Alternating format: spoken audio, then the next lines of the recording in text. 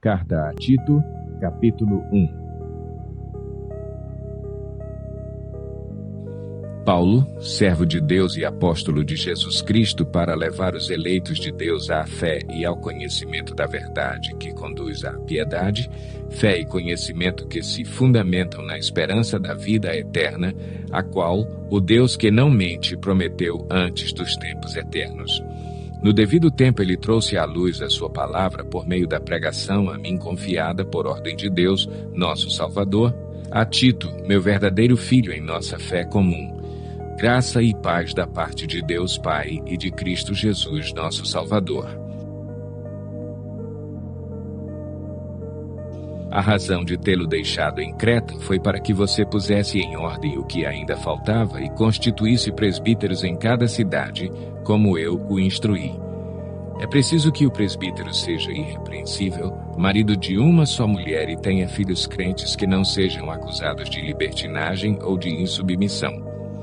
Por ser encarregado da obra de Deus, é necessário que o bispo seja irrepreensível, não orgulhoso, não briguento, não apegado ao vinho, não violento, nem ávido por lucro desonesto. Ao contrário, é preciso que ele seja hospitaleiro, amigo do bem, sensato, justo, consagrado, tenha domínio próprio e apegue-se firmemente à mensagem fiel, da maneira como foi ensinada, para que seja capaz de encorajar outros pela sã doutrina e de refutar os que se opõem a ela.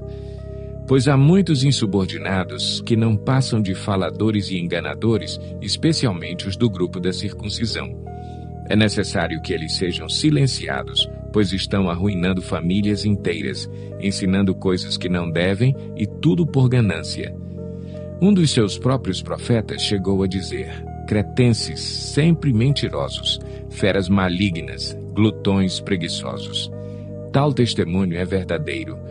Portanto, repreenda-os severamente para que sejam sadios na fé e não deem atenção a lendas judaicas nem a mandamentos de homens que rejeitam a verdade.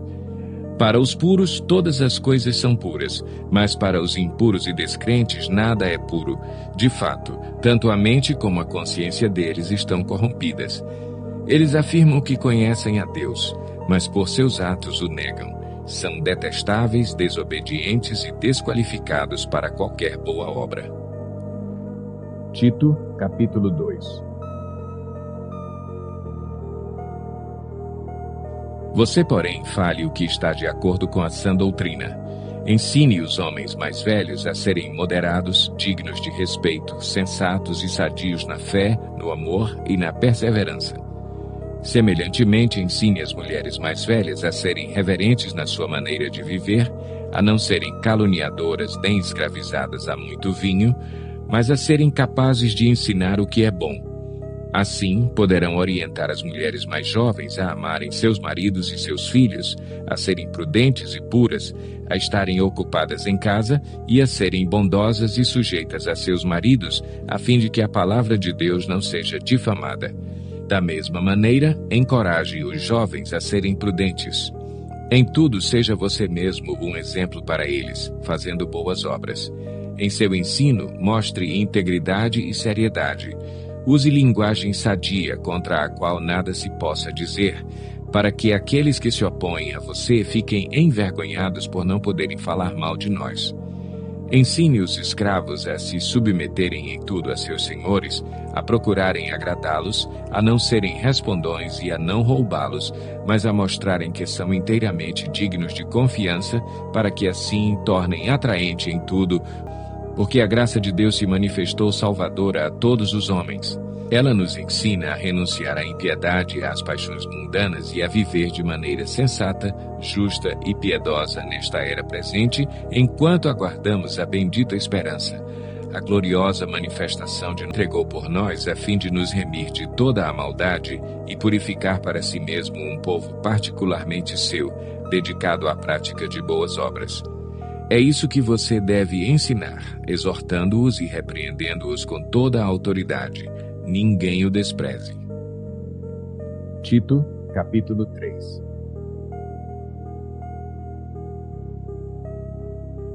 Lembre a todos que se sujeitem aos governantes e às autoridades, Sejam obedientes e estejam sempre prontos a fazer tudo o que é bom, não caluniem ninguém, sejam pacíficos, amáveis e mostrem sempre verdadeira mansidão para com todos os homens.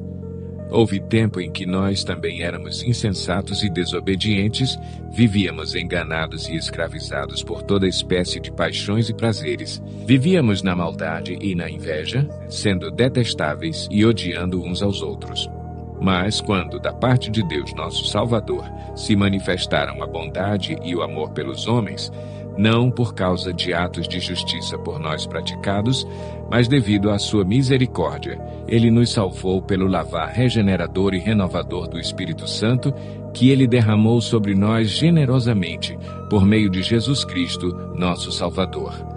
Ele o fez a fim de que, justificados por sua graça, nos tornemos seus herdeiros, tendo a esperança da vida eterna. Fiel é esta palavra, e quero que você afirme categoricamente essas coisas, para que os que creem em Deus se empenhem na prática de boas obras. Tais coisas são excelentes e úteis aos homens. Evite, porém, controvérsias tolas, genealogias, discussões e contendas a respeito da lei, porque essas coisas são inúteis e sem valor. Quanto àquele que provoca divisões, advirta-o uma primeira e uma segunda vez. Depois disso, rejeite-o. Você sabe que tal pessoa se perverteu e está em pecado. Por si mesma está condenada. Quando eu lhe enviar Ártemas ou Tíquico, faça o possível para vir ao meu encontro em Nicópolis, pois decidi passar o inverno ali. Providencie tudo o que for necessário para a viagem de Zenas, o jurista, e de Apolo, de modo que nada lhes falte. Quanto aos nossos, que aprendam a dedicar-se à prática de boas obras, a fim de que supram as necessidades diárias e não sejam improdutivos. Todos os que estão comigo enviam-lhe saudações. Saudações àqueles que nos amam na fé. A graça seja com todos vocês.